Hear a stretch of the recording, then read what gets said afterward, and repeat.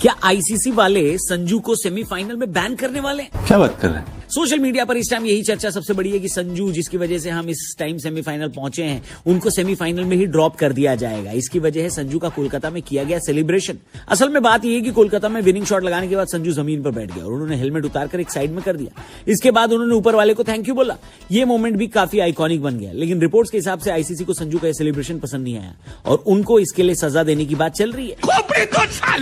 दिक्कत सेलिब्रेशन की नहीं है, दिक्कत यह है कि उन्होंने अपना हेलमेट उतारकर फेंक दिया। अब आईसीसी के आर्टिकल 2.2 के हिसाब से अगर कोई खिलाड़ी क्रिकेट के इक्विपमेंट की डिसरिस्पेक्ट करता है तो उसको सजा मिल सकती है। इस आर्टिकल में साफ लिखा है कि हेलमेट, बैट या फिर स्टंप को अगर कोई खिलाड़ी इंटेंशनली या फिर अनइंटेंशनली भी फेंकता है तो यह आईसीसी की बुक में अपराध है।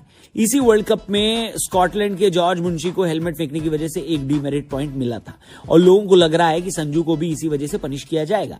लेकिन यहां मैं आपको एक बात क्लियर कर दूं कि मुझे नहीं लगता कि संजू ने जो हेलमेट फेंका था वो किसी भी तरीके से डिसरिस्पेक्ट था, और अगर था भी और आईसीसी ने संजू को इसका दोषी माना भी है तो भी एक डीमेरिट पॉइंट दे दिया जाएगा। संजू के पास ऑलरेडी कोई डीमेरिट पॉइंट है नहीं और एक डीमेरिट पॉइंट से मैच में बैन नहीं किया जाता, यानी ऐसा टेंशन लेने की कोई बात है नहीं दोस्तों। संजू भाई सेमीफाइनल खेलेंगे और सामने वाली टीम यानी इंग्लैंड को पेलेंगे। अब संजू तो सेमीफाइनल खेलेंगे, लेकिन इसके अलावा कुछ बातें जिसका जवाब टीम इंडिया को ढूंढना पड़ेगा। आज की वीडियो में आपसे वही डिस्कस करने वाले। होली की आप लोगों को ढेरों शुभकामनाएं। वीडियो शुरू करते हैं, चैनल को जरूर सब्सक्राइब करना।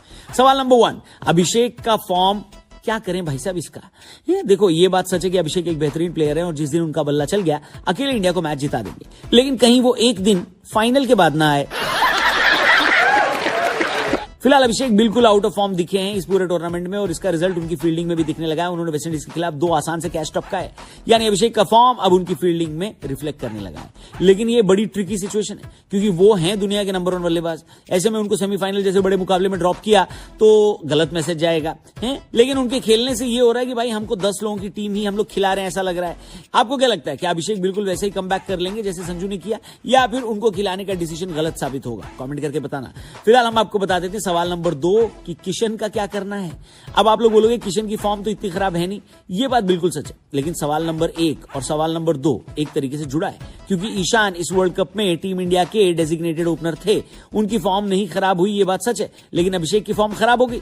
ऊपर से 2 लेफ्ट हैंडर देखकर भाई साहब सामने वाली टीम ऑफ स्पिन लगाने लग गई है। इसकी वजह से टीम इंडिया का ओपनिंग स्टैंड का एवरेज मात्र 7 रन का होकर रह गया, यानी ओपनिंग पार्टनरशिप में एक राइट हैंडर लाना जरूरी था जो कि संजू के रूप में आ तो गया, लेकिन उसकी कीमत ईशान किशन को चुकानी पड़ी जो कि इतनी खराब फॉर्म में थे भी नहीं, बल्कि पाकिस्तान के खिलाफ मैच में हम उन्हीं की वजह से जीते। लेकिन अभिषेक को प्रोटेक्ट करने के लिए उनको अपनी ओपनिंग स्पॉट की कुर्बानी देनी पड़ी। आप कमेंट में बताओ, क्या अभिषेक को थोड़ा सा ब्रेक देने के लिए 3 नंबर पर खिलाया जा सकता है क्या? और ओपनिंग में हम ईशान और संजू को खिला लें क्या लगता है आपको? ये करना चाहिए? कमेंट करके बताना। हम बात करते हैं सवाल नंबर 3 की। अभी तक ये हुआ है कि हमको इंपॉर्टेंट मैच में टॉस जीतने को मिल गया है, लेकिन मुंबई का मैदान, वानखेड़े का मैदान और यहीं पर 2016 T20 वर्ल्ड कप के सेमीफाइनल में वेस्टइंडीज के खिलाफ हमें हार का सामना करना पड़ा था। इसलिए नहीं कि हमारी टीम खराब थी, बल्कि इसलिए क्योंकि हम उस सेमीफाइनल में टॉस हारे थे। पहले बैटिंग करके हमने बढ़िया टोटल भी लगाया था, लेकिन क्योंकि दूसरी इनिंग में ओस आ गई थी, इस वजह से हम सेमीफाइनल हारकर बाहर हो गए। अब बात यह है कि 2026 T20 वर्ल्ड कप आ गया है, एक बार फिर से अपना सेमीफाइनल हम वानखेड़े में खेलने वाले हैं और अगर यहां पर हम टॉस हारे और पहले बैटिंग करने आए तो क्या टीम मैनेजमेंट के पास इसका कोई जवाब है? क्या स्ट्रैटेजी हो सकती है? क्या डिफरेंट किया जा सकता है? इसका जवाब मेरे पास तो नहीं है, आपके पास हो तो कमेंट करके बताना। हम आपसे मिलेंगे कल पहले सेमीफाइनल के हालचाल और बवाल के साथ। और हाँ, हैप्पी